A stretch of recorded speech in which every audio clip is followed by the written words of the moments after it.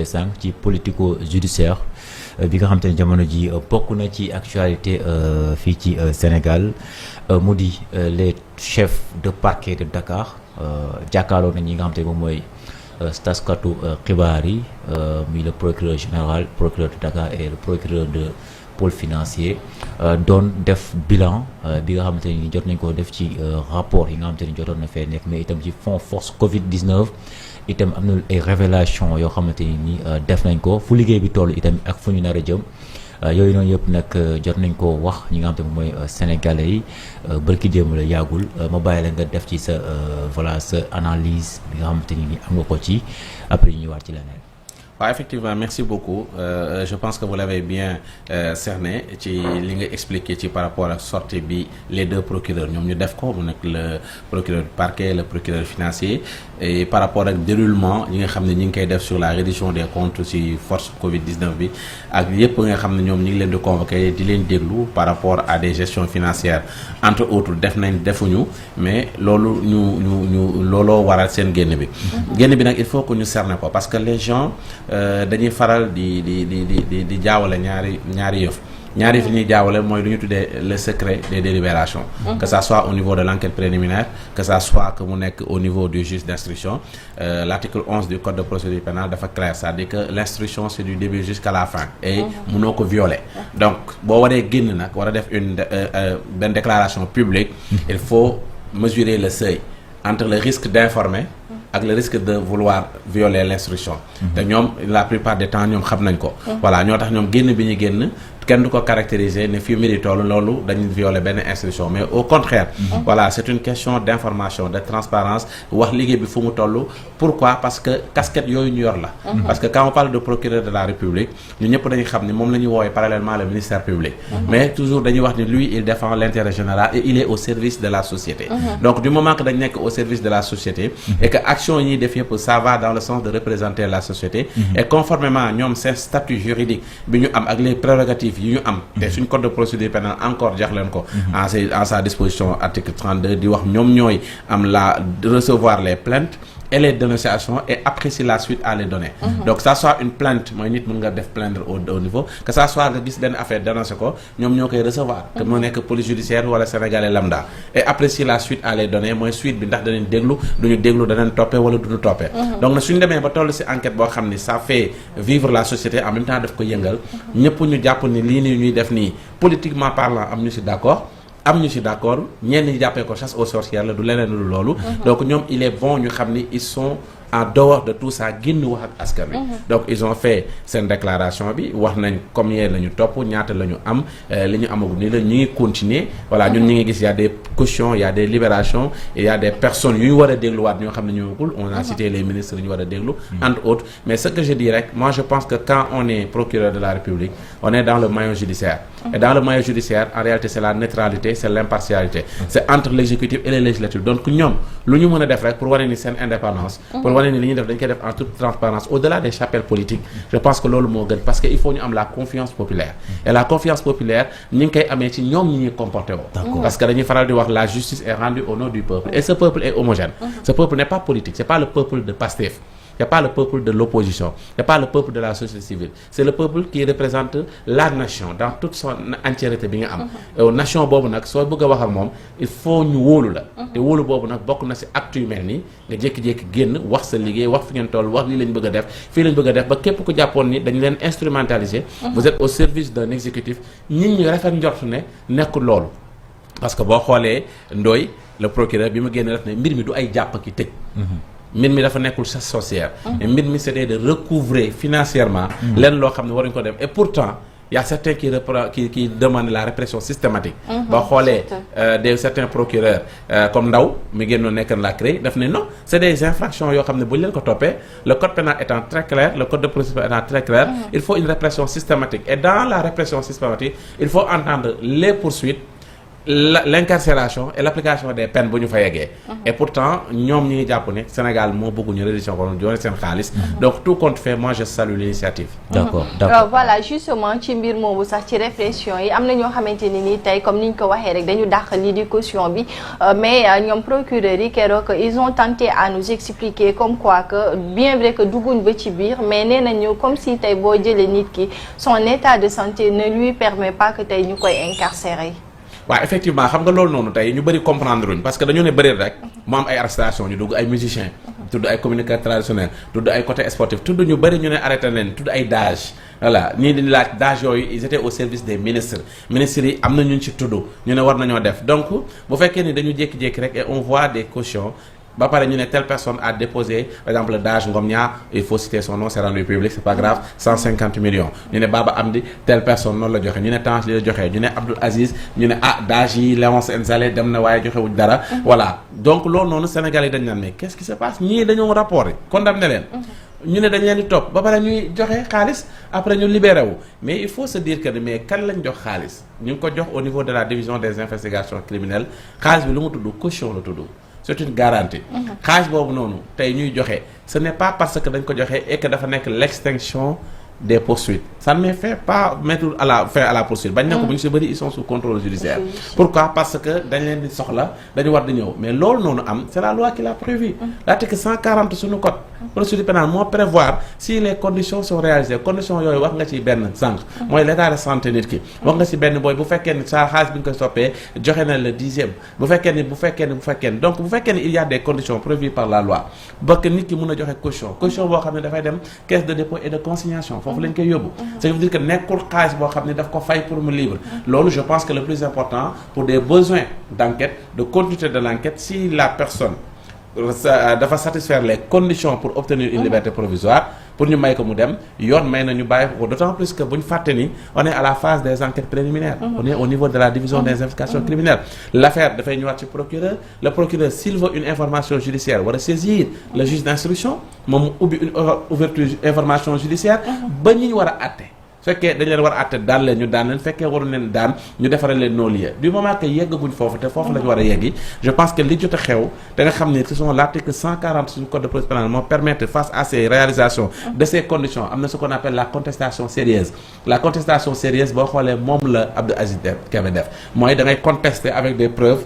et que suñu apprécier la contestation de manière sérieuse avec des justificatifs ba nga xam ne une petite somme nga cautionné ko mais on te donne une liberté. Dans le même dossier est-ce que le présumé fraudeur aussi peut en même temps se retrouver en prison? Oui, c'est possible parce que loolu laa doon expliquer sànq xam nga wax nga ko c'est un présumé quelqu'un koo xam ne dañu jàpp ni dafa commettre benn infraction malgré la caution parce que la caution encore une fois ce n'est pas une libération la caution c'est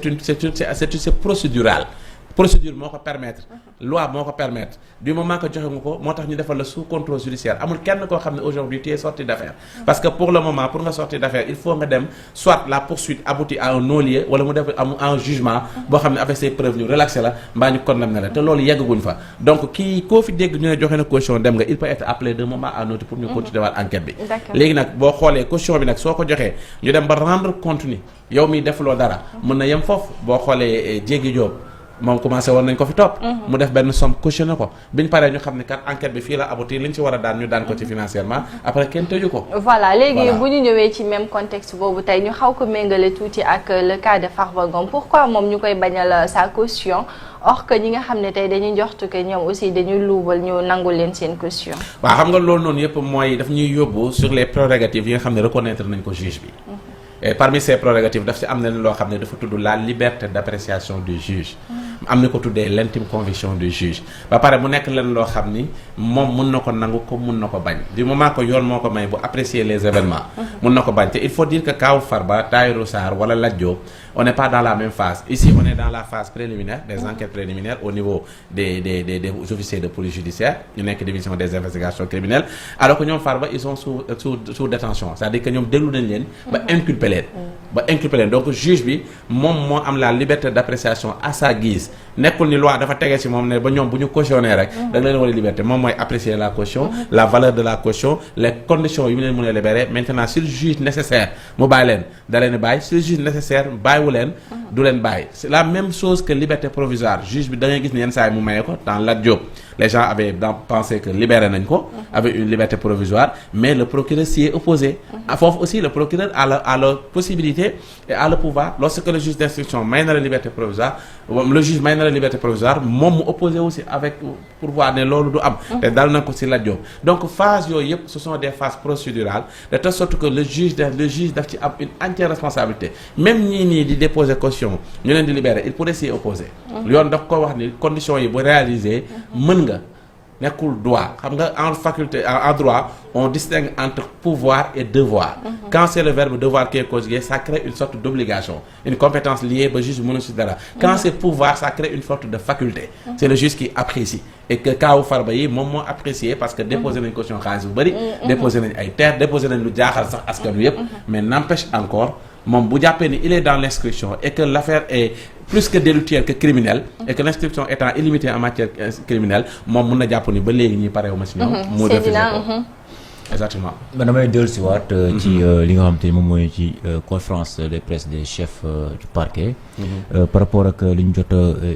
ci saisir ci lu toll ci 2,5 milliards de francs CFA bu ñu xefee nag au total dañu dem ba ci 15 milliards de francs CFA vu que li procédure bi muy en cours ba tey saisir la ñu wax bokkut ak recouvrement bi nga xam ne def nañ ko toll ci 250 et quelques milliards yoo xam te ni def nañ ko ci fonds FOS Covid 19 mais yu ñu saisir ci ay milliards loolu ban jàngante ci def waaw xam nga yaa ngi koy wax sànq parce que les notions ont leur sens et les notions ont leur effet et leur portée. moo tax nga bëgg nga expliquer ko. saisir ak recouvrement voilà xam nga saisir bokkul ak recouvrement bokkul. Tout à fait. Parce que quand on saisit les biens ce sont des saisies conservatoires c'est-à-dire que dafa nekk loo xam ne en réalité dañ koy jël ci yow téye ko en attendant que yow ñu def recouvrement parce que recouvrement mooy xam nga bor bi topp nga ko te yaa ngi ciy jël ba am somme boo ci jëlagum bu fekkee c'est entièrement jël nga ko tant mieux fekkee defoo ko entièrement aussi alhamdulilah léegi nag saisie bi dafa nekk la phase qui est préalable au recouvrement parce que mën nga saisir ay biens en même temps delloowaat ko borom comme mën nga saisir ay biens en même temps saisie yooyu dugg ci dans la phase de recouvrement bu fekkee ne lañ jot a recouvrer doyul moo tax mu distingue ko ne lii pour le moment saisie la lii ñu ngi ko def recouvrement am nag mooy yow da ngay ñëw di fay say bor te loo recouvrer loo fay perte nga ko alors que saisie bi la dépossession n'est pas encore effective mbir mi génn gut sa moomeel alors que recouvrement yow la nga joxe pour fay ko bor loolu amatoo si benn accès moomatoo ko ainsi de suite alors que tey mën nañ jël sama portable bi ñu ne ko ñu saisie ko mu nekk tegandiwaay léegi saisie bii mën naa ko perte man comme mën naa ko jëlaat voilà parce que ci kaw la nga xam ne moom lañ may toppeele rek léegi nag pour des garanties parce que le problème est que il y a le droit fonctionne de cette sorte nit ki bu fekkee ni may nga ko mu demagum wala ay liberté provisoire wala ay contrôle en même temps tey mën nga saisir lu bëri ci moom mën nga téye passeport am mën nga ko permettre moom mu du génn dëkk bi comme mën nga jël ses biens l'ensemble de ses biens saisir ko à titre conservatoire pour mu servir le de garantie que nit ki du rëcc la plupart des temps donc looloo tax moom mu gis ne mën nañ dem ba ay 15 milliards yoo xam ne alors que ñu ngi recouvrer tant de sommes alors que démarré guñu parce que tamit loolu noonu de la voie parce que n'oublions pas que à chaque fois par le biais des huissiers de justice le juge mën na requérir que telle personne moom bien bi moom et pour que mu bañ koo jaay pour que mu gaaw koo luubal pour que mu bañ koo jéem a yàqal pexe parce que nit ki kan mën na xam ne am na 3 terrains te ñu ngi ma toog mu génn fat mu liquider terrain ainsi de suite donc suñ ko saisiré ça veut dire que toute idée d'hypothéquer toute idée de vente déjà anéantir nañ ko dootoo si mun dara léegi de biens yooyu dafay nekk des saisies conservatoires à la disposition des juges ñu téye ko pour continuer encore seeni enquête si à la fin nekk na loo war a ñàkk parmi li nga war a fay da nga koy ñàkk si à la fin mën nga fay sax sa bor récupérer waat sa yëf da nga koy récupérer pour le moment nag foofu la ñu toll alors que recouvrement c'est à partir des créances c'est le recouvrement des créances c'est le recouvrement des dettes ba nga xam ne tey topp nga ko avec les moyens yi nga mën a recouvrer ñu fay la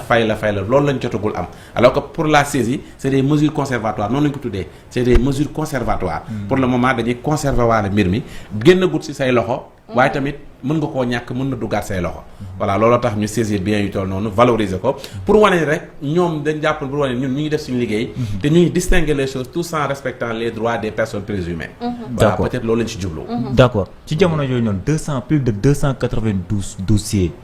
actuellement ni lañu commencé di traiter au niveau de la justice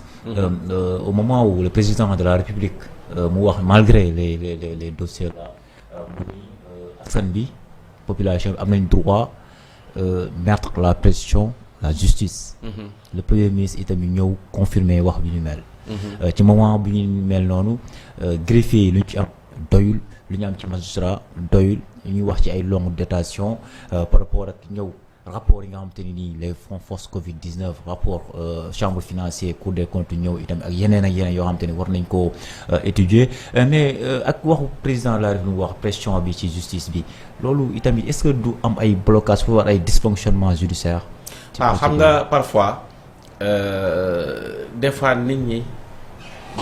dinañuy wax yu bëri mais terewul li war a fonctionner ni muy fonctionner lay fonctionner tey su ma ko jëlee ci mooy yi nga xam ne wax nga ko rek xam nga la pression populaire su amee dafay nekk sous forme de discours doo xam ni peut-être une certaine liberté d'expression la mais qui ne devrait en aucune manière impacter sur le bon fonctionnement de la justice parce que la justice dafa rallier les deux c'est-à-dire que rendre les choses dans un délai raisonnable parce que n'oubliez pas que bu ñuy wax naan le temps de la justice n'est pas le temps de l'homme parce que fa la coow li démarré woon que le ministre de la justice génne je ne subirai aucune pression de qui que ce soit et je ne mettrai pas la pression sur les magistrats ndax ñi ngi def seen i liggéey te xam naa ne ñi ngi def seen liggéey li nga wax le premier ministre ñëw ñëpp déglu ko mu ne le temps de la justice et le temps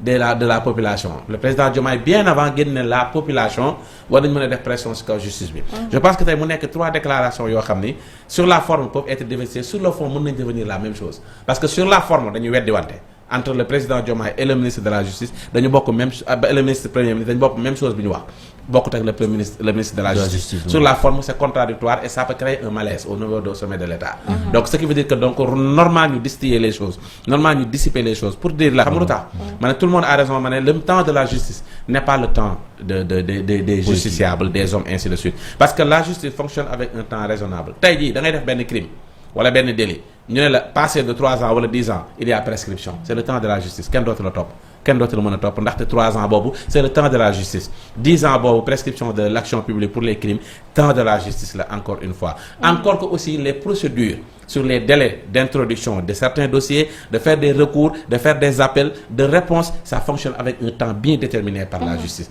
donc sur ce point on peut être d'accord que le temps de la justice n'est pas le temps des hommes surtout que tant que maa ngi lay wax la notion de peuple les hommes c'est qui il faut pas que la justice soit au service de partisans man lu ma nekk tey politiquement parlant ay allié au régime bi ay grand parti ainsi de suite la justice jugul pour satisfaire waa grand parti jugul pour satisfaire waa Pastef jugul pour satisfaire waa opposition la justice dafa jug pour satisfaire le peuple dans toute son entièreté léegi nag pour ñu def ko ak tey li nga xam ne yaa ngi ko wax mu nekk un fait constant le nombre de dossiers bi nga xam ne am nañ ko ci nit kese nga war a xam ne kay ce nombre de dossiers soit tu vas dans la précipitation comme sama benn prof français bi ma doon wax lycée Valdiodio mu dema vitesse plus précipitation égale cimetière ba mu ñuy jàngal donc il faut pas ngeen jaawale précipitation ak vitesse soo ko boolee nag cimetière nga jëm ndax li ngeen def du baax donc c'est pourquoi il faut de la tenue et de la retenue tout en sachant que aussi vous devez rendre la justice au nom du peuple mais dans un délai raisonnable et ce délai raisonnable est quantifié et qualifié par des textes donc forcément moom ci langage boobu la fay waxee encore que aussi li mu wax pression j'ai l'habitude de dire la dernière fois bi ma demee dans vos confrères TFM j'ai dit que mais la pression c'est partout dans le métier de journalisme suñu la tegee pression doo def lu baax dans notre métier enseignant université suñu la tegee pression ci gaawal évaluer note yi doo def lu baax donc moi je pense que on n'a pas besoin de mettre la pression sur la justice et maintenant nag le peuple bi nga xam ne le président invoqué ko am na ñu ne dafa defar njëkkoon wax lu normal après ñu ne defaraat na ko le président Diomaye ñu ne lu bëgg a wax le peuple doit mettre la pression le peuple la seule pression bi ñu ko may mooy revendiquer que le droit soit rendu que justice soit rendue fa la mën a yem su fekkee ni man dama jóg et je parle au nom du je suis un Sénégalais un citoyen sañ naa interpeller la justice jàpp ni oui il faut que justice soit faite fa laa mën a yem cette liberté d'expression bi nga xam ni article 10 suñu constitution may na la ko fa laa mën a yem mais mënumaa instruire mënumaa juger mënumaa jël dossier mënumaa dem fenn donc foofu la mën a yem donc ce n'est pas la pression dans le sens que physique violence mettre ko sur la justice parce que soo ko defee mais yow le garant des pouvoirs l'article 42 sur une constitution ne le président de la République est la clé de voûte des institutions yow nga veiller à ce que ces institutions marchent normal nga bëgg a créer une pression populaire loolu soo ko defee yaa ngi gàllankoor institution boobu du mën a liggéey comme il faut ça veut dire que yow mënoo koo bëgg a garantir ba pare permettre des moyens ñu mun ko teg violence injustifiée loolu mënul nekk donc dans ce sens peut-être que les populations les personnes ont le droit de revendiquer di ko rappeler waat di ko répéter waat on le droit de dire que ñi sàcc suñu xaalis wala ñi jàpp ni ñoo jël suñu xaalis dañ ne yoon daa war a tege seen kaw affaire bi dafa yéex boobu ba léegi mais luñ ko wax la justice ne s'approprie pas de cette pression pour liggéey moom temps am lay toog le premier ministre Ousmane Sonko taxaw Assemblée nationale mu ne le temps de la justice c'est le temps des hommes ñenn ñi ne dafa désavouer le ministre de la justice loolu mu wax ainsi de suite man à titre personnel fi ma ko doon def ñu ne ma Serigne tu es très conciliateur mais leen je suis pas conciliateur je fais une analyse moi je pense que quand on dit que la justice est rendue au nom du peuple mais ça ne peut être que le temps des hommes parce que cette justice est rendue pour les hommes par des hommes et pour les hommes donc temps de préparation temps d'instruction temps d'enquête temps d'analyse temps de jugement et rendre une décision de justice au nom du peuple puisque le destinataire c'est le peuple ce temps-là c'est le temps des hommes tout à fait c'est le temps des hommes moo tax bi ma indee la mission j'ai pas voulu être dans les rumeurs ma def benn retrait d'analyse ma ne pourtant toutes les déclarations peuvent avoir le même sens mais sauf que l'analyse formelle bi ñu ciy def et l'analyse substantielle de fond bi ñu ciy def mën na wute ñun nag Sénégal lañ nekk les gens li ñuy wax ku nekk da koy utiliser fa mu féete opposition bi boo waxee ñu ne wëy le ministre de la justice qu'est-ce qu'il attend pour démissionner il n'a pas à démissionner il a la confiance du président su ko amatul dina def décret mettre fin à ce pourquoi il démissionne léegi ñoom à leur niveau bu ñu ko politiser fekkee presse opposition daf ko politiser société civile politiser ko une partie de la presse politiser ko mais on fait tout sauf respecter le peuple d'accord laa ci gisee suñu jógee foofu keroog ci point de presse bi ñu ngi dégg ne y a 5 ministres qui sont visés alors on nous parle de haute cour de justice alors que 2 ministres d'abord ñoom ñoo fay jàll tey lan la ñu mën a xaar ci cette haute cour de justice wala lan mooy différence bi ak yeneen cours yi waaw xam nga c'est une juridiction spécialisée et c'est une juridiction boo xam ne dañ koy mettre sur place sur benn domaine sur benn moment bu jeexee day tas la preuve dans sa composition ñëpp la ñuy représenter day am membre de l'opposition Abdou Mbow bokk na ci day am ay magistrat bi ko diriger le premier président magistrat lay nekk cour d'appel mu am des hommes politiques ay députés ainsi de suite donc loolu tax tudd haute cour de justice mi nga xam ne dañ ko créer avec la loi de 2017 pour dans sa compétence dans sa sphère de compétence mu juger le président de la République et ceux qui avaient le montant de ministre le statut de ministre loolu la mën a juger mënul juger ñeneen des personnes lambda donc toutes les autres personnes que ça soit DAGE wala DG wala personne lambda ñoom dañu passible devant ce qu'on appelle les juridictions de droit commun donc en droit dafa am 2 catégories de juridiction les juridictions de droit commun mooy tribunal d'instance tribunal de grande instance cour d'appel cour suprême entre autres yi nga xam ne sénégalais bu nekk mën nga fa dem qu'importe infraction boo dem ak lu ñu tuddee nag les juridictions spécialisées tribunal militaire tribunal pour mineur xam nga ak ñi nga xam ne haute cour de justice nag dafa spécialisé wu ci loolu nga tudd ministre yi nga xam ni dañ faa war a jaar mu am débat bu mu soulevé woon parce que ñu bëri dañ ne mais attends ces ministres là le rapport bi sutewu leen tudd seen tur effectivement boo xoolee Mansour rapport tudd turam ak ñeneen ñoo xam ne rapport yi tudd seen tur ñu ne pourquoi kon ñu leen di woo ma ne vous oubliez une affaire nañ ko clarifier parce que bu ñu waxul droit yem ci droit ñu bëri dinañ leer parce que man mënoon naa fi toog rek xaramal Malick Gakou grand parti si Ousmane Sonko mais pourtant li ngay wax mën na méngoo politique tege ci droit mooy lan mooy DAGE bi dañ ko woo au niveau de la division des investigations criminelles DAGE bi moo impliqué wu directement mooy pour def l'exécution financière directement mooy wax a fournisseur yi mooy wax a marché yi mooy def lépp mooy encaisser donc moom sa responsabilité à titre individuel est très engagée looloo tax ñu bëri di wax waaye DAGE bi moom ministre bi moo ko jox ordre kon moom deful dara si def na dara parce que quand le ministre donne les circulaires ak information yépp ba pare noonu ko war a exécuter yow DAGE bi da nga am une responsabilité individuelle alors que le droit pénal l'infraction à caractère individuel li nga def moom lañ lay toppee léegi nag DAGE boobu noonu suñ ko woowee di ko déglu quand le DAGE cite le nom d'un ministre le ministre a la qualité de témoin d'abord dañ koy woo mais puisque mënuñ ko woo foofu dañ koy woo devant la haute cour de justice déglu ko d'abord pour son implication nekkul dañ ko inculper haute cour de justice da koy déglu ne ko yaa nekkoon DAGE ministre de la culture DAGE ministre des sports DAGE ministre de la famille vous étiez le ministre et il se trouvait que dans le rapport il y a ça et que le DAGE a dit que votre part d'implication qu'en pensez-vous haute cour de justice da lay déglu d'abord avec la présomption d'innocence en qualité de témoin mais mën na la inculper après parce que bu jàppee ne am nga ci implication da lay inculper moo tax bi ñu jógee semaine bee ñëpp ne pourquoi ñuy woo nii may leen si dañ leen a war a woo parce que lu tax ñu war leen woo mooy DAGE bi ñuy enquête dafay jàpp ni moom li mu def sous ordre voilà boo dégloo Léon Zale ministre de la culture nee na moom bi mu paree daf ne 530 millions dafa def 530 millions mu ne moom gisaatul liste le président Macky Sall bi fi nekkoon moo defar liste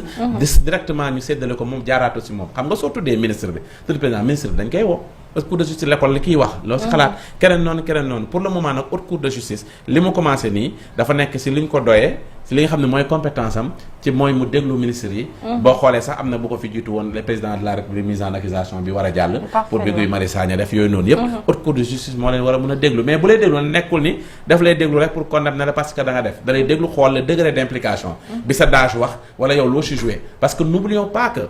en matière infractionnelle il y a l'auteur de l'infraction mais il peut avoir des complices dans le maillon dans la chaîne de la commission de l'infraction que lan la ci ministre bi joué ndax daf la bàyyi nga def ndax dafa am benn ristourne bu ñëw ci moom ndax daf la permettre loo xam ne xam na ne en retour ndax daf la mettre avec un fournisseur boo xam ne moo nekk moom derrière lui c'est beaucoup de choses yu ñu ko mën a laaj ba nga xam ne son degré d'implication bu ci amee ñu xool à quel niveau la nekkee une infraction de deniers publics détournement de deniers publics wala enrichissement illicite wala corruption wala entre autres les infractions yu pôle judiciaire bi di topp bu fekkee nag dara fekk ko ci haute cour de justice day jàpp d'accord mais l'implication de ces parlementaires lan la ci mën a ban différence réellement la mën a jouer ci procédure non mënu si jouer dara parce que c'est simplement que l'Assemblée nationale et la constitution de l'Assemblée nationale les règlements intérieurs de l'Assemblée nationale moo permettre cette procédure parlementaire parce que mise en accusation pour saisir la haute cour de justice député yi ñoom ñoo koy def donc député boo xoolee Guy Marius Sagna dafa jóg même sur la forme bu ñu nee commission moo ko war a porter en tout cas assemblée nationale la.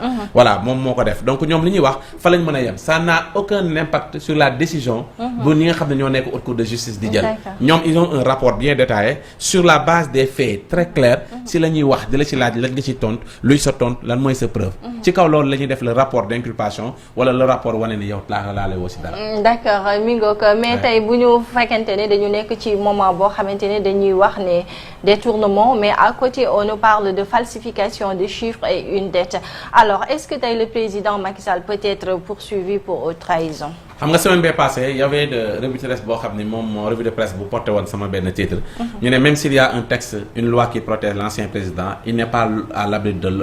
l'abri d'une poursuite. Il peut faire l'objet d'une poursuite. Effectivement, sur les principes du droit, nul n'est au-dessus de la loi. Sur les principes du droit, nul n'est censé ignorer la loi. Mais sur le principe du droit, tout le monde est justifiable. Même boo nekkee ex-président de la République, tu demeures être benn justifiable. Parce que suñu constitution moo wax loolu. suñu convention internationale yu ñu signé moo wax loolu. Ainsi de suite. Donc du coup, sur le principe, l'ex-président Macky Sall peut bel et bien être entendu par la haute cour de justice par rapport à une infraction boo xam ne moom haute cour de justice jàpp na ni def na ko. Parce que boo xoolee entre la mise en accusation bi nga xam ne le député Guy Marius Sagna def na ko et je dis bien en tant que parlementaire il peut être dans son rôle mais entre ça ak le simple fait que mise en accusation boobu dafay répondre à une procédure parlementaire à la majorité des 3/5 yi nga xam ne moo composé les 165 députés sur les 99 députés ñooñu bu ñu ko voté mise en accusation bi jàll na l'autre procédure mooy haute cour de justice maintenant mooy ñëw haute cour de justice nag moom fait yi nga visé yow nga jàpp ni haute trahison mun na ko bañ a considérer comme haute trahison parce que ñoom lu ñu wax déficit budgétaire la ñu wax dépassement falsification ñoom loolu lañ jàpp ainsi de suite mais il appartient maintenant à la haute cour de justice d'apprécier ces événements ba xam est-ce que c'est attentatoire à une institution parce que la haute cour de justice la haute trahison pour un président de la République il faut que mu nekk une portée atteinte à la sûreté mu porter atteinte à la nation ou aux institutions yi nga xam ne mën na grave léegi nag haute cour de justice boobu noonu su jàppee ni qualifié na le député bi wax moom jàppee na ko noonu bien vrai que nag la haute trahison n'a pas une définition légale l'infraction n'a pas été définie ni par la constitution ni par le code pénal et loolu il faut que ñu jóg ci parce que dafay créer problème parce que une infraction n'est infraction que lorsque ces éléments constitutifs sont réunis à savoir l'élément légal l'élément moral l'élément matériel bii nag élément légal bi mooy texte bi war a wax lii ak lii ak lii bu amee mooy haute trahison comme que amul nit ñi dañuy jàpp ni même buñ ko jéemee topp du mun am ndax infraction bi amul voilà haute cour de justice nag am na la liberté d'appréciation mais mun nañ ko opposer vous apprécier sur un texte qui n'existe pas loolu yëpp mi ngi suñu kanam léegi nag bu jàppee ni Macky Sall soxla nañ ko ñoom li ci des mooy créer la procédure normale pour ñu jëli ko voilà léegi nag ñeen ñi wax extradition mënul ne y a pas de convention d'extradition entre Maroc ak Sénégal et en matière politique l'extradition est interdite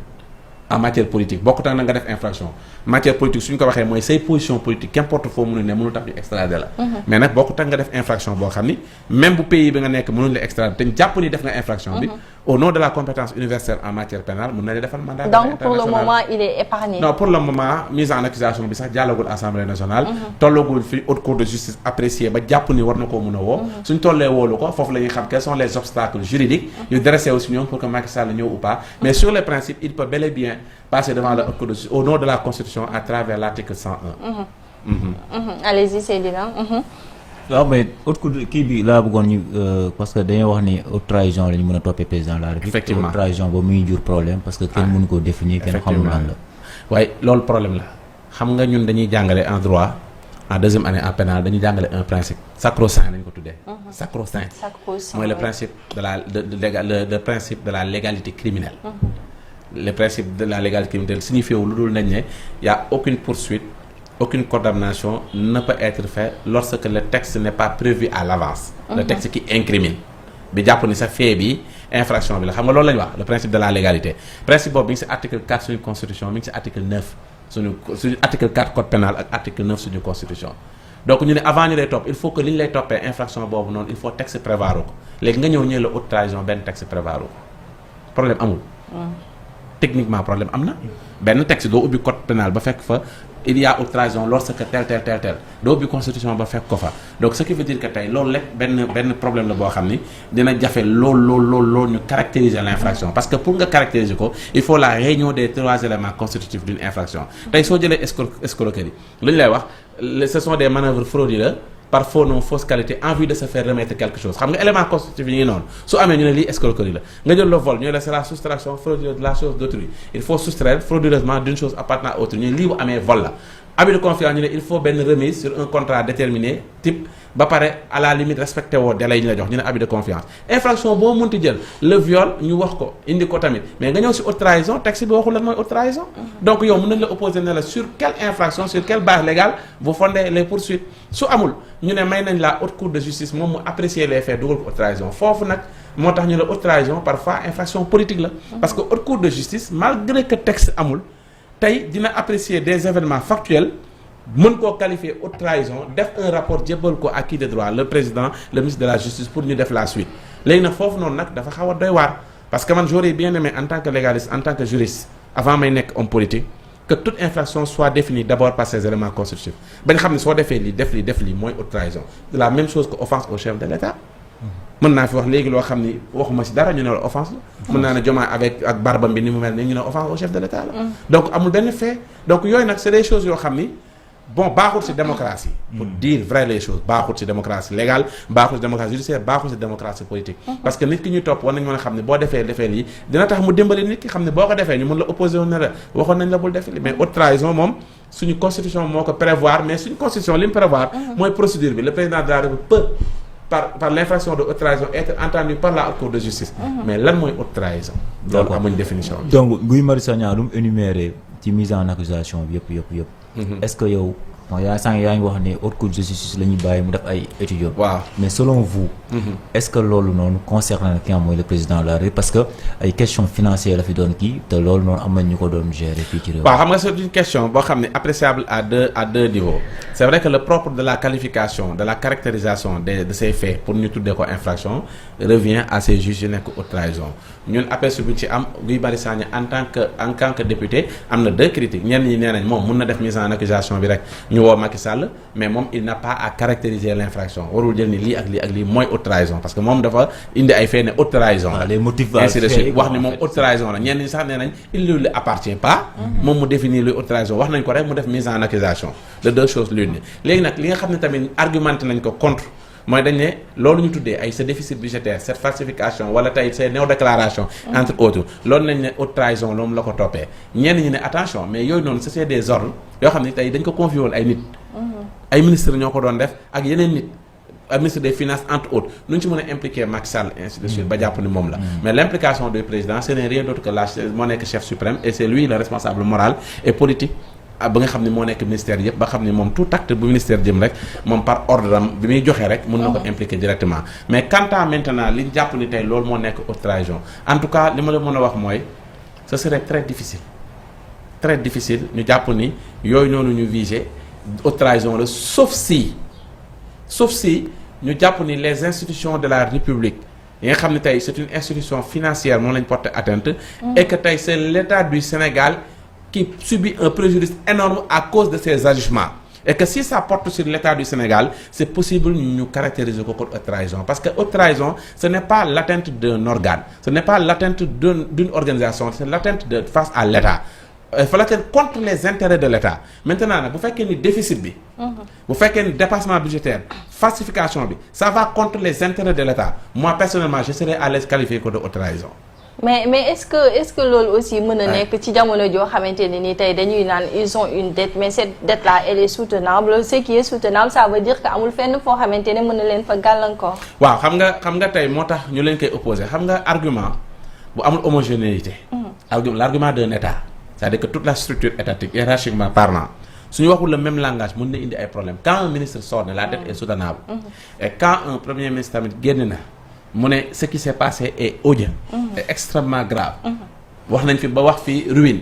les façons wax yooyu noonu yëpp loolu bu amee déjà conséquence les investisseurs dañuy xaw a ragal dañuy taxaw maintenant le problème nag est que bu fekkee ni déclaration yooyu ce sont des déclarations d'hommes politiques ça ne lie pas la haute cour de justice liewu ko toute autre déclaration presse mu nekk ministre de la justice rek mu nekk ministre des finances mu nekk le premier ministre mu def une déclaration pour apprécier la situation politico-financière de l'État en toute impartialité en toute neutralité bu fekkee haute de justice def na liggéeyam liewu leen parce que ñoom ils apprécient sur des faits et non pas sur des déclarations yoo xam ne amul valeur juridique c'est ça le problème maintenant nag bu ñu leen indi les rapports la Cour des comptes est citée parmi les institutions de la République du Sénégal c'est une constitution les institutions sont bu ñuy citer dañuy citer la Cour des comptes donc su amee un rapport de la Cour des comptes étape une institution si les agissements supposés du président Macky Sall yi ñu ne moo ko def ñu analyser ko après la conclusion que lii ça va à l'encontre de l'État ça porte atteinte aux intérêts de l'État ça c'est qualificatif d'une haute trahison mën nañu ko apprécier doon bu fekkee nag nekkul loolu que ce sont des organes qui ont failli mën nañu ko toppee haute trahison si loolu donc charge à la haute cour de justice d'apprécier d'accord Seydina bu fekkente ni amul benn kii ñu jàll ci li nga xamante ne moom mooy scène politique bi en tant que chargé des élections du grand parti alors ñu gis que ni comme si que da ngeen def benn stand-by kenn déggatu leen pratiquement ci activité politique yi. Effectivement loolu moom c'est un fait c'est un fait bu ñu dul weddi mais c'est un fait boo xam ne ce n'est pas le fruit du hasard mais c'est un comportement politique bu grand parti adopté à travers le leader El Hadji Malick Gakou que je salue au passage di ko jaale aussi yaayam ni génn àdduna à travers Ahmed Aïdara parce que seen collègue la aussi donc loolu bu amee depuis les élections bi mu passé xam nga le temps des élections le temps des propagandes su passé rek passé na il y a quelqu'un qui est vainqueur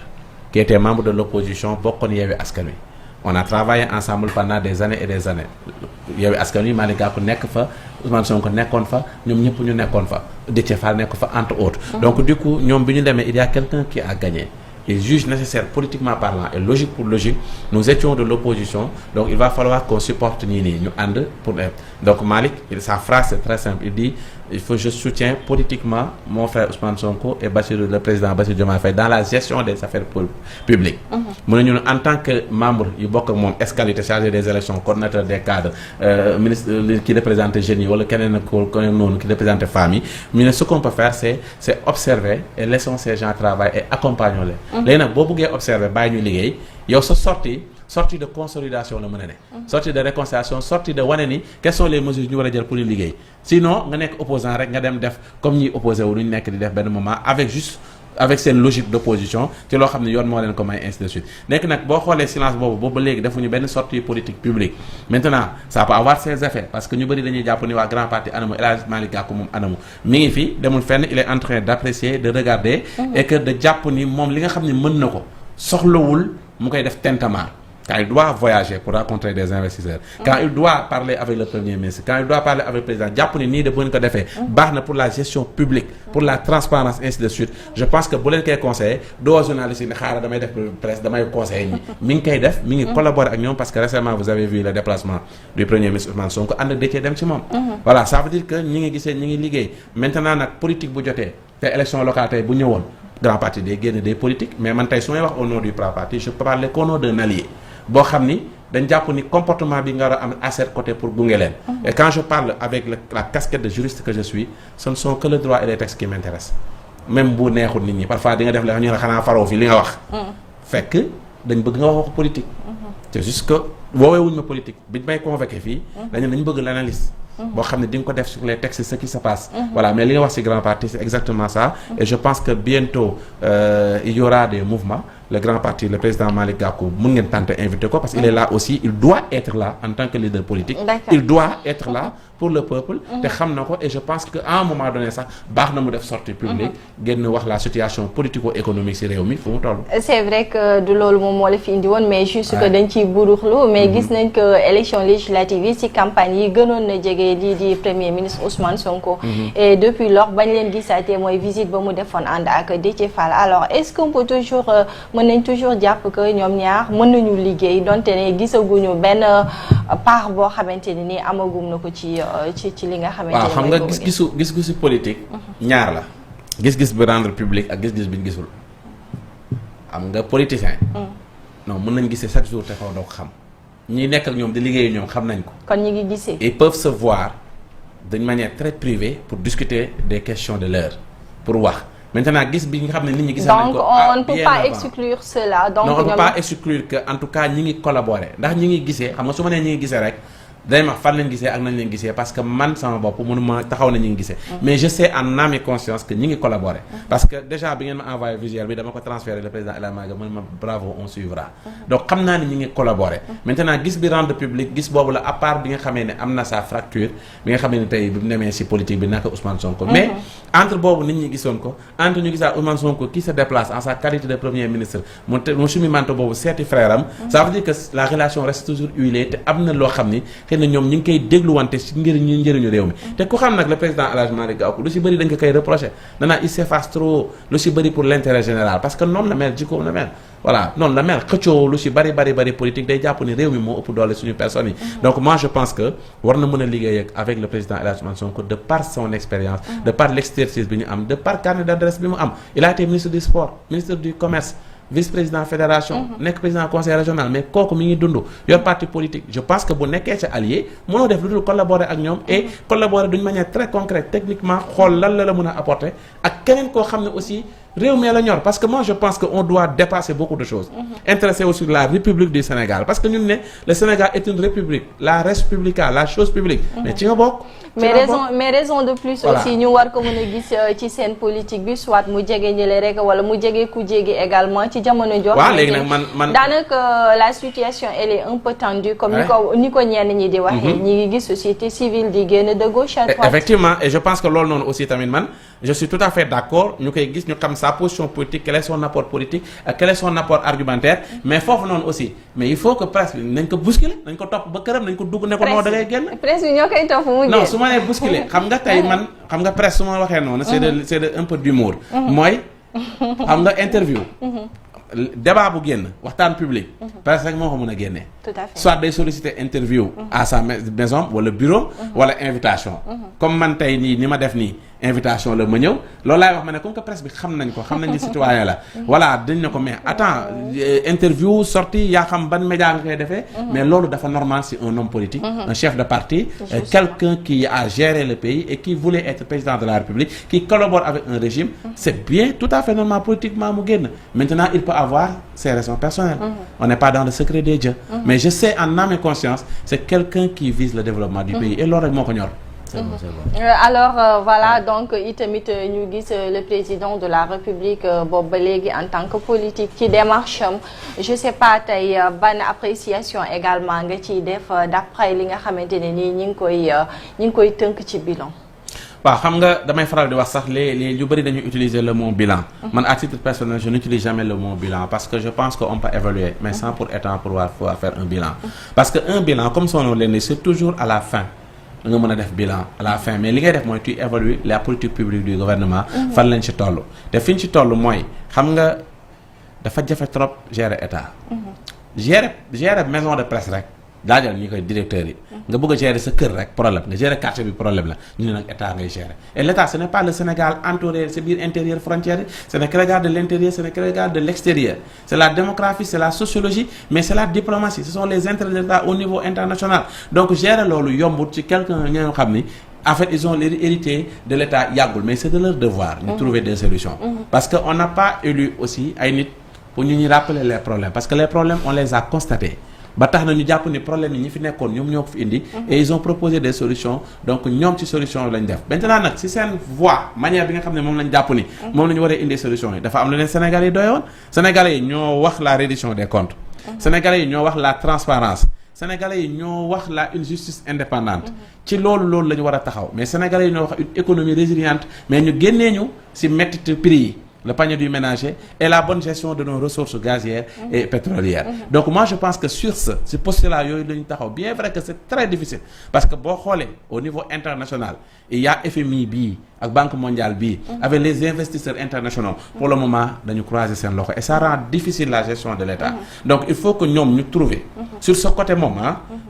sur ce côté parce que li ñuy def nii yëpp pour la gestion financière baax na mais sur ce côté il faut que mu gën a indi xarañte pour ñu permettre à ce que la confiance des investisseurs et que FMI bi fi mu taxaw loolu am na ko mais loolu nag leen rek moo ko mën a indi tey ce qui s'est dit ci falsification bi dépassement budgétaire bi la Cour des comptes bi ñu jàpp ni rapport falsifié la tant que c'est pas éclairé d'une manière très nette les autres États et les investisseurs pour ñu mën a ñëw dafay xaw a jafe donc sur ce on attend le président Diomaye mais man ni ma gis nga xam ne tey mën naa ko apprécier positivement mooy cette volonté de travailler et qu'on nous laisse avec ce jugement en dichotomie Diomaye Sonko dualité boobu mooy problème il faut que mu deñ ainsi de suite on doit dépasser la forme parce que le Sénégal a un président de la République qui s'appelle Bassirou Diomaye Faye le contexte bi mu ñëwee ñëpp xam nañ ko parce que le contexte qui a été désigné par un leader supposé kooku la ñu waroon a fal bu fekk moo waroon ñëw donc kooku noonu aussi politiquement parlant moom mu joxoñ la ñu fal la munoo wax a wax ba loolu éclipsé wu Diomaye mënut a wax ba loolu expliqué waaye loolu nag entre deux personnes la de même camp politique ça ne doit pas impacter sur la République lu dul positivement ça ne doit pas être gênant bañ jàpp ni kii mooy problème wala moom li ñuy wax naan dafa war am fulla dafa war a fayda son manteau de président mais c'est notre président il a son manteau de président li des nag mooy fi nga waxee sànq parce que quand tu fais une évaluation ça ne peut être que positif soo ko defee lu positif day naafeq soo ko defee lu négatif day naafeq moo tax ma ne li ñuy def nii pour la justice la reddition des comptes la transparence li ñuy dem a def nii pour tey ñu jàppoon ni ay li ñu wax ci ay soble beeg entre autres yu si bëri xaw na mais beneen côté bi nga xam ne la diplomatie internationale la diplomatie bi war a tax investisseurs yi ñëw économiquement parlant foofu noonu moo xaw doon problème te foofu nag dañ leen fiy xaar comme solution bi ñu génnee woon livre comme solution bu ñu permettre Sénégalais yi te ñu leen ci xam. D'accord, on avait aussi vu une crise ci monde syndical bi alors en tant qu'enseignant chercheur ñu bari ci nit ñi foogoon nañ ne tey dina gàllankoor li nga xamante ne ni moom mooy seeni démarche wala ci njàng mi ak njàngale mi. waaw effectivement xam nga le secteur syndical est très bouillonnant. ñun ba ñuy déglu ay Mody Guiro ay Mbaye Diop ay Jacques Diop xare lañ ba ñuy déglu ñu bari le secteur syndical à tous les secteurs. secteur de la presse bi syndicat moo gën a doy waar secteur boo mënti jël de l'éducation nga ne moo raw nga jël le secteur des infrastructures côté pêche ak affaire ñu ne ñoo raw léegi nag syndicat yooyu noonu dafa am loo xam ni yoon moo leen ko may les syndicats existent pour la défense des intérêts matériels et moraux loolu la ñu wax matériels et moraux des employés léegi nag bu fekkee ne loolu am na c'est normal ñoom de temps à autre ñu taxaw ak seen revendications et de la manière la plus courageuse possible ñu porter seen réclamation pour la satisfaction des intérêts de membres mais ñu moytu aussi ce syndicalisme corporatiste bi nga xam ne lu si bëri bu waxee ba si kaw dajeeg si suuf autorités yi satisfaire boppam su lu bëri lor seen li nga xam ne mooy employés yi et je pense que secteur enseignant bi moom muy SAES muy SUDES syndicat yoo xam ne toujours dañ leen di dégg en avant maintenant li nga xam ne tey comme doon nga ko wax nga xam ne syndicaliste buñ bloqué réew du dox suñu taxawee ne grève de travailleurs am na transport dañu grève santé dañu grève tey université dañu grève réew mi du dox loo fort état réew mi du dox léegi nag bu fekkee ni loolu nag il faut savoir anticiper parce que dañu ne gouverner c'est prévoir sinon da ngay def pilotage à vue dara day ñëw dal sa kaw ngay xool noo koy solutionner fekk ëpp na la doole léegi nag looloo tax tey le premier ministre mën na am une idée boo xam ne salutaire il avait prévu de rencontrer l'ensemble des forces sociales yooyu noonu pour discuter léegi nag je pense que loolu moo indi déclic bi pour tempérer situation ba nga xam ne li ñu foogoon dina gàllankoor et c'est des mesures salutaires nit da ngay waxtaan da ngay jël les devants jiitaluñ la pour ngay xooxatal jiitaluñ la pour nga yàmbaar ñaar yëpp nga war a allier bu saree sévir dañuy sévir mais nag pour man nag loolu nga xam ne jot na ko def ça a apaisé la tension sociale mais tamit syndicalisme yi dañ bokk ci réew mi syndicalistes yi dañ bokk ci réew mi bu réew amee jafe-jafe am métit da nga koy accompagner ci moment boobu nekk patriote bu réew amee li nga xam ne war na mën a faj say droit te mën na ko da ngay revendiquer say droit mais lépp nañ ko tegee dans la mesure du possible pour avoir le juste équilibre. D'accord dina ci baax mais également suñu jógee ci monde syndical bi toujours yow mi yëngatu ca université Cheikh Anta Diop ñu gis lii di étudiants yi dañuy joytu bokk na ci li nga xamante ne ni moom mooy cumul des examens maanaam ay matières yoo xamante ne dañ koy dëxëñ rek defandoo ko examen évaluation benn yoon. waaw mais xam nga le contexte universitaire j'ai toujours dit que le contexte universitaire moom moo laaj ndëpp social. ndëpp gis social nga waaw dialogue yi ñuy woote. non le dialogue national dans le secteur universitaire kay di le secteur universitaire parle de toutes les universités loolu moo war a am parce que ça fait très longtemps ce qu'on appelle le calendrier bi ñu war a jàngee ça a été bafoué pour des facteurs endogènes et exogènes si yenn fonctionnement wu biir yenn saa yi li xew la loo xam ne da koy impacté depuis force Covid bi mu amee ñu tëj lépp toog nañ kenn xamut ñaata temps lu tolloog une année académique entière tëjiwuñu ñu ñëw commencé jàng tuuti les événements de 2021 ñëw ñu attaqué université tëj 8 mois mooy année académique ñun samedi bi ñu attaqué université c'est le lundi la ñu waroon a def examen fac droit loolu sauté examen premier semestre bi doon empêché cumul bi loolu noonu sauté ñu tëj 8 mois alors soo tëjee 8 mois plus Covid bi ñëw yow noo mën a yeggalee ndax tàmbali woo ba yeggali donc li ngay def mooy da ngay jéem a fay ay problème wala déplacer ay problème mais régler woo problème bi maintenant soo ko bëggee régler pour éviter que lu lor étudiants yi doo dem ci année blanche parce que tey année blanche bu ñu ne woon l'année est déclarée blanche ce n'est pas sanctionné c'est l'année est déclarée être au statu quo ba fi mu tolloon c'est ça l'année blanche ki doon def première année day testé première année ki doon reprendre am droit de reprendre ki ñëwagutoon après di mu mën a ñëw pour ñu tàmbali parce que loolu c'était une solution parmi les solutions ñu ne compte tenu de tout ça nañ déclaré année blanche démarrer octobre ñenn yi sa waxoon nañ pour la création de cohorte C pour nouveau bacheliers yi nga xam ne sooy démarrer octobre ñoom ñëpp dañuy démarrer ndoo kii def première année deuxième année bu ko defee da ngay jàng octobre novembre décembre janvier nga def premier semestre corrigé defaat sa second semestre corrigé def sa rattrapage mën a démarrer waat mais ils avaient dit ñett ñoom amical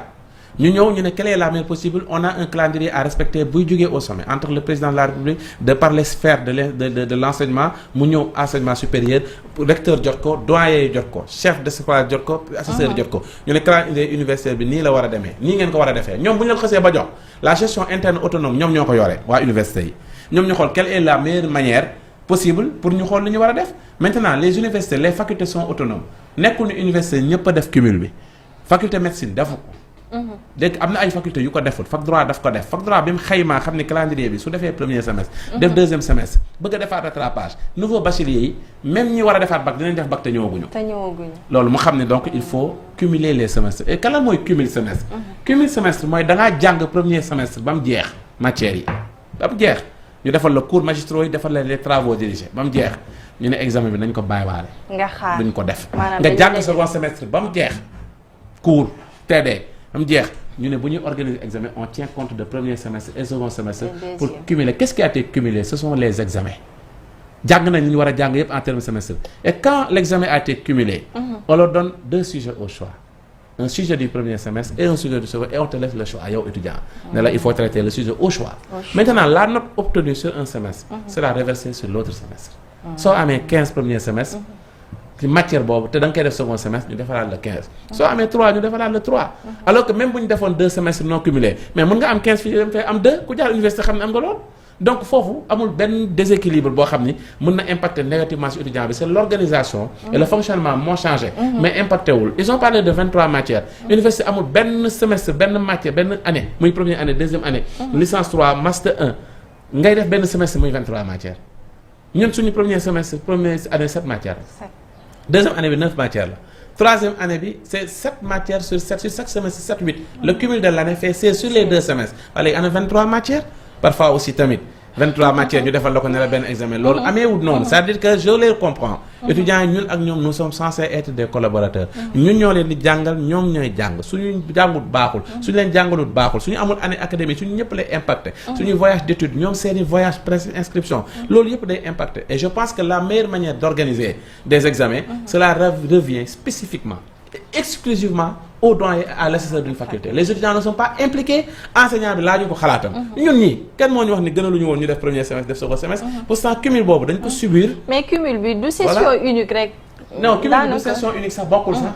session unique benn examen la du am rattrapage actuellement nii man maa ngi noonu di insérer samay notes rattrapage étudiants yi def nañ seen semestre ba résultat yi génn ñu organiser waat date rattrapage bañ defaat examen rattrapage encore ba résultat yi ñu ngi xaaraat mu génn donc amul problème au fond alors que session unique. amul rattrapage benn examen ngeen di def benn résultat jàll nga jàlloo. moo gën a metti.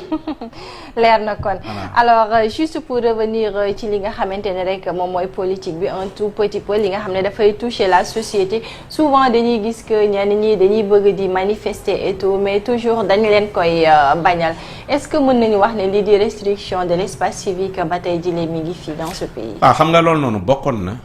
si les arguments de combat politique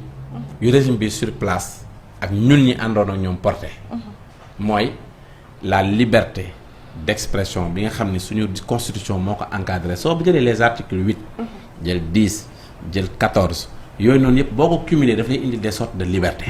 lu ñu tuddee les droits les droits fondamentaux ou bien les droits collectifs ou les droits individuels léegi nag loolu bu ci amee le droit de def marche bañ nañ ko on est dans un régime de déclaration on n'est pas dans un régime boo xam ne da ngay tàggoo da ngay ñaan dañ lay déclarer soo déclarer ñu xool l'itinéraire les motifs ñu war koo encadrer c'est le principe mooy suñu xamee ni on a suffisamment de force de l'ordre motif bi am que la seule chose bi ñuy bañ mooy vous porter atteinte à l'ordre public parce que l'ordre public c'est au sens général c'est l'intérêt général porter atteinte à l'ordre public ba tamit nekkul manifestation boo xam ne ça a des relents religieux wala ethnique wala racial bu fekkee combat bu ngeen di porter la le principe mooy dañ leen war a gouverner c'est-à-dire que les principes d'interdiction bi ñu doon jàpp ni moo amoon le Sénégal est régi sur le principe d'interdiction au lieu d'autorisation loolu dafay war a jeex donc j'invite ce régime bii nii tey li nga xam ne doon na ko combattre ñi nga xam ne tey dañuy def déclaration bëgg a def ay marches qu'on reste toujours sur le principe de laisser leen ñu exprimer de la manière la plus démocratique possible et la plus républicaine tout en payant les mesures de sûreté accompagner leen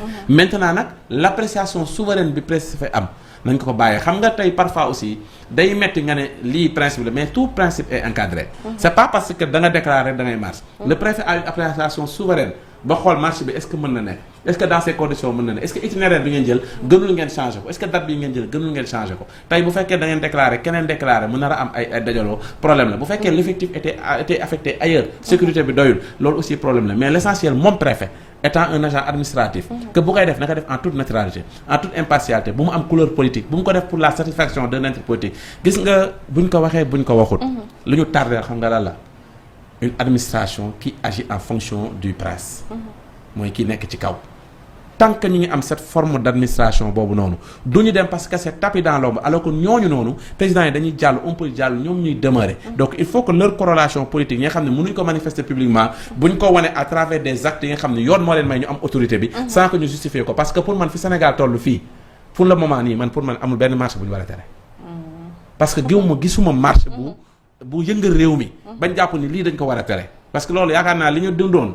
te dépassé ko kenn ñaantu yàlla ñu dund ko. pourtant keroog gis nañu waa FRAPP seen marche bi dañ ko interdire. waaw waa FRAPP seen marche bi je pense que c'était pour affaire kii bi. Palestine wala du boobu. kii de visa yi ñuy kii. waaw visa yu ñuy wax xam nga dañ ko interdire. xam nga moo tax sànq may wax la liberté d'appréciation bu préfet bi di am. xam nga dafa am loo xam ni dafa am sensibilité dañ koy mesurer ba xam qu'est-ce qui se passe derrière. Parce que n'oubliez pas que quand on parle de visa rek, on parle de réciprocité, on parle de deux pays. La diplomatie est invitée. Tout à fait. D'une manière directe ou indirecte, avec un autre pays. Donc, quel est l'impact de cette marche par rapport aux relations diplomatiques yi Sénégal am ak dëkk boobu dinañ ko analyser. Est-ce que bu fekkee ne ça peut ternir quelque chose dinañ ko wax ñii marché dañ leen di woo déglu leen derrière cette marche pour les visas lan lañ bëgg. qu'on applique la réciprocité wala dafa cher wala détournement wala xaalis la. bu fekkee analyser nañ ko ba tere leen ko.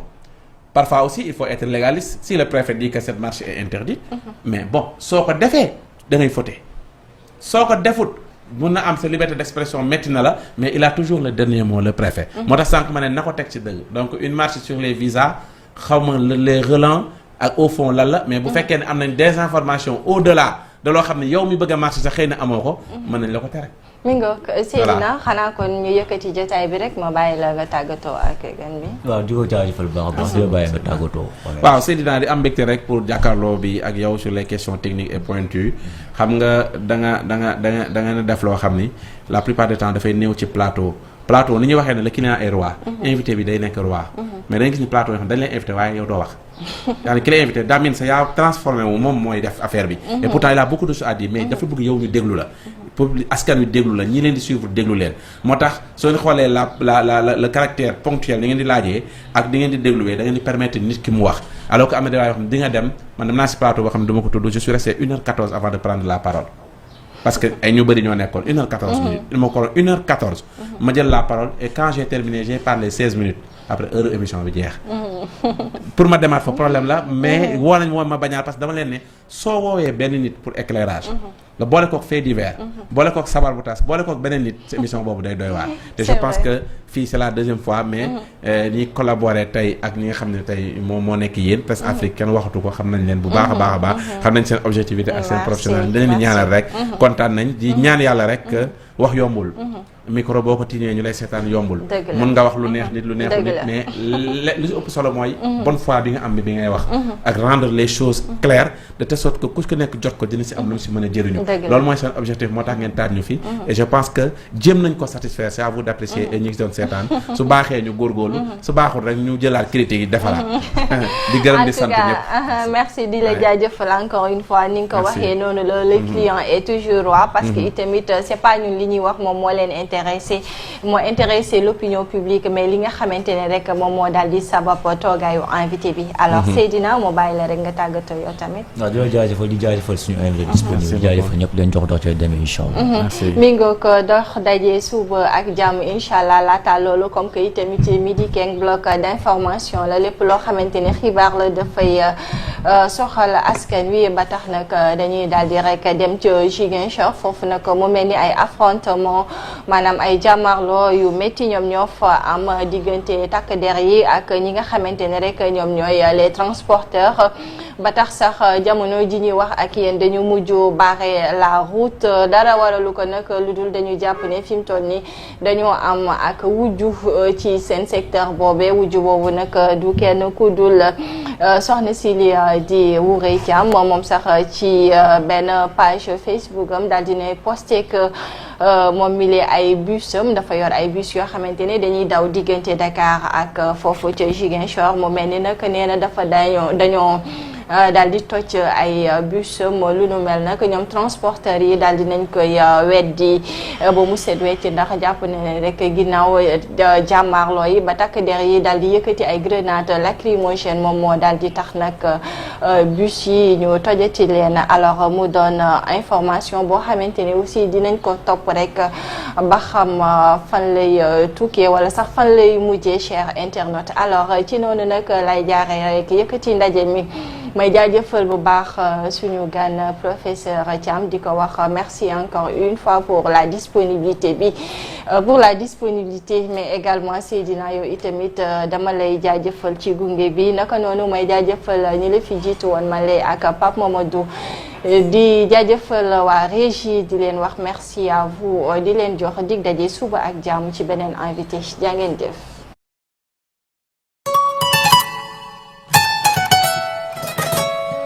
jëriñ bi saytu wér-gi-yaram ci bànqaas bi ñu dénk aar ak feggu moo leen jagleel numéro bi di 19 19 ngir saa yoo leen seetloo wala ngeen nemmeeku ci biir askan bi wala ci seeni gox ay xew-xew yu aaju ci wér-gi-yaram lu mel ni feebar bu kenn xamul lu ko waral te dal benn nit wala feebar bu dal ay nit yu bari yu faatoondoo ay mala yu dee explosion wala accident ñu ngi leen di digal askan bi ci ñu woote ci numéro cellule d'alerte bi di 19 19 wala ci 800 00 50 50 ngir yeggee xibaar bi waa kër docteur woote bi nag doo fay dara war na ci ku nekk mu taxaw ci yeggee bépp xew-xew bu aajoo ci wér-gi-yaram mu nemmeeku ko wala mu gis ko ci biir goxam.